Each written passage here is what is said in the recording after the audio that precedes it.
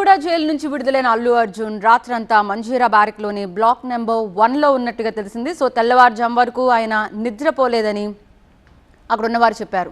So పడుకునేందుకు as యూజువల్గా ఏవైతే ఇస్తూ ఉంటారో రగ్గు దుప్పటి ఇవన్నీ ఇచ్చారు. బట్ కొద్దిసేపు ఆయన నేలపైనే పడుకున్నట్టుగా తెలిసింది అల్లు అర్జున్.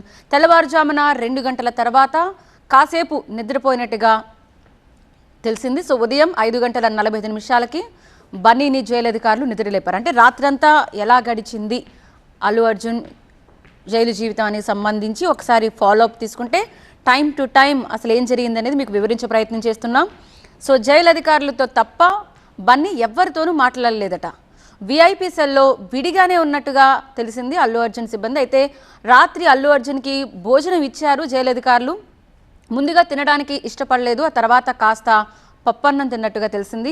తన మేనేజర్ని విడుదలపై అల్లు అర్జున్ ప్రశ్నించినట్టుగా తెలుస్తోంది. సో మేనేజర్కు ఇంకా బెయిల్ రాలేదని అధికారులు తెలియజేసినట్టుగా తెలిసింది. సో కేవలం నీళ్లు మాత్రమే అల్లు అర్జున్ తీసుకున్నారని, తనని ఎప్పుడు విడుదల చేస్తారని అల్లు అర్జున్ ఒకసారి అడిగినట్టుగా తెలుస్తోంది. సో ఉదయాన్నే ఫార్మాలిటీస్ తర్వాత 6:39 విడుదల చేశారు. సాధారణ ఖైదీలాగే అల్లు అర్జున్ని ట్రీట్ చేశారని జైలు అధికారులు అంటున్నారు. అంటే స్పెషల్ కేటగిరీ కింద అప్లికేషన్ ఇచ్చామని లాయర్ చెప్పినప్పటికీ కూడా సమయం దాటడంతో సాధారణ ఖైదీలాగే అల్లు అర్జున్ని ట్రీట్ చేశారు జైలు అధికారులని చెప్తున్నారు. సో జైల్లో బన్నీకి అండర్ ట్రయల్ ఖైదీగా యూటీ నెంబర్ 7697 కేటాయించారు అధికారులు.